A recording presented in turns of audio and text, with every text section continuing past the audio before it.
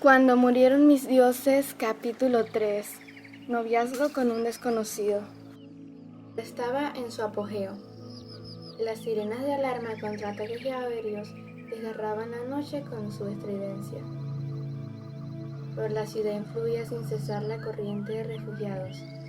Los heridos llenaban los hospitales militares. Los huérfanos de guerra se multiplicaban. Nos encontrábamos más que ocupadas atendiendo a toda esa gente infortunada. En 1944 nuestra vida se había convertido en una lucha frenética por cumplir nuestro programa de estudios y con nuestro servicio voluntario, las llamadas nocturnas, las emergencias y unas pocas horas de sueño sobresaltado. A esto había que agregar los malestares que nos producía el hambre, la debilidad y los turnos agotadores. Debíamos ir donde quiera surgiese una necesidad y debíamos estar contentas de hacerlo, pero a veces nuestros cuerpos apenas podían obedecer una orden más. Lo más importante de cada jornada escolar era la llegada de la correspondencia. Las cartas eran lo único abundante además de las tareas. Me gustaba recibirlas y también escribirlas. Escribía de noche en el refugio aéreo, durante los recreos o fuera de las horas de clase, en cualquier minuto que estuviera libre. Casi cada día recibía un manojo de cartas de amigos, entre los que se contaban soldados y oficiales. Sabíamos cómo nuestros muchachos deseaban recibir noticias y tratábamos de no hacerlos esperar. La correspondencia no siempre era alegre. A menudo significaba dolor, como cuando una carta dirigida a un soldado era devuelta al remitente con un sueño que decía: muerto por el Führer y la patria. Cómo apagaban la luz de nuestros ojos y corazones esas pocas palabras debajo del nombre. Con muchos de estos jóvenes habíamos trabajado juntos en las organizaciones juveniles y cuando partieron para recibir instrucción militar y luego ir al frente, les prometí escribirles con puntualidad. Cumplí con todos ellos.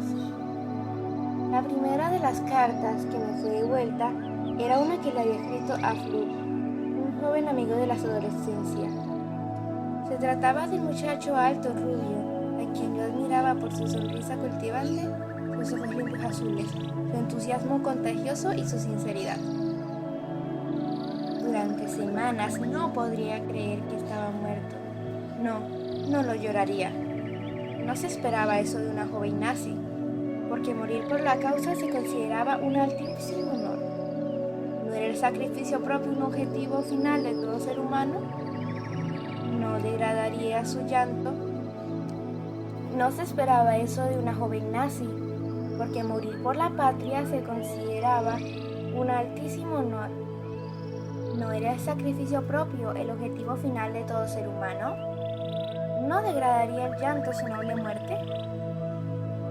Podía dominar mis lágrimas, pero no la perplejidad de mi alma. El muchacho era hijo de padres ancianos. ¿Por qué tuvo que morir? La vida no era más que un enigma. Varias veces mis cartas volvieron con el sello fatal.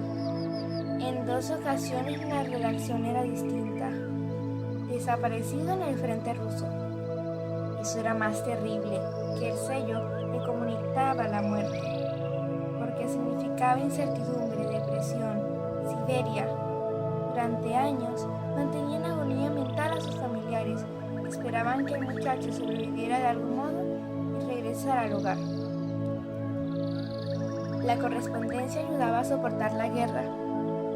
Como todo el mundo sabía, las autoridades habían ordenado que en caso de emergencia, el despacho de cartas tenía prioridad sobre el de los alimentos. Los soldados podían soportar el hambre siempre que recibieran cartas.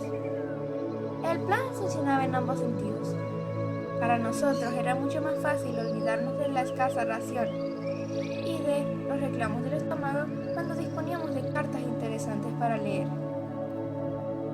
Cierto día en la primavera de 1942, salí de las clases para recibir mi correspondencia. Entre las cartas, noté un sobre largo y delicado, escrito con una letra que me resultaba desconocida. No podía entender el nombre del remitente. Me fijé nuevamente en la dirección para estar segura de que era para mí, y lo era. Abrí el sobre y comencé a leer. Entonces me senté con un murmullo de satisfacción y llamé a una muchacha amiga para que viniera a ver. ¿Quién lo hubiera creído?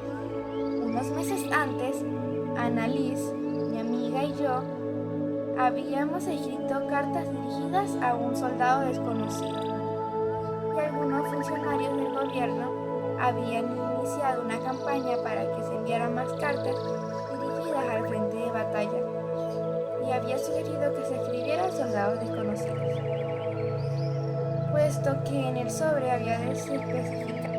Un día lluvioso, mi amiga y yo escribimos una carta, cada una a un soldado desconocido, a quien imaginábamos apuesto y valiente. Como a mí me encantaban los uniformes azul oro de la Marina y ninguno de mis amigos había ingresado a la Armada, la elección normal era la SS, dirigí mi coqueto sobre a un soldado desconocido de la Armada alemana. Pusimos las cartas en el buzón riéndonos de la ocurrencia. Pasó el tiempo y como no hubo respuesta, pronto nos olvidamos del asunto. De todos modos, no nos había resultado muy cómodo escribirle una carta a alguien que no la había solicitado. Ese procedimiento no coincidía con nuestro concepto de la etiqueta o nuestro estricto código de orgullo femenino. 6 meses después tenía en mi mano la respuesta a mi carta casi olvidada, y mis curiosas compañeras se ofrecían gentilmente para ayudarme a descifrar lo que yo no podía leer. Enseguida me pareció que quien escribía era un hombre bien parecido, inteligente, culto, amigable y digno de confianza. Había enviado la carta desde un campo de instrucción para oficiales y se revelaba activo y ambicioso. Contesté inmediatamente y también él. A medida que nos escribíamos, el marino comenzaba a ocupar un lugar cada vez más especial en mi corazón. Su letra grande, que evidenciaba confianza, ocupaba mucho papel. Sus cartas, por su volumen, pronto fueron bien conocidas por el cartero y nuestra directora. Al principio ninguno de los dos hizo mención de los sentimientos que lo animaba hacia el otro, pero nos escribíamos cada vez con mayor frecuencia. ¿Cuánto significaban esas cartas para mí? Lo vine a saber después de un año. De pronto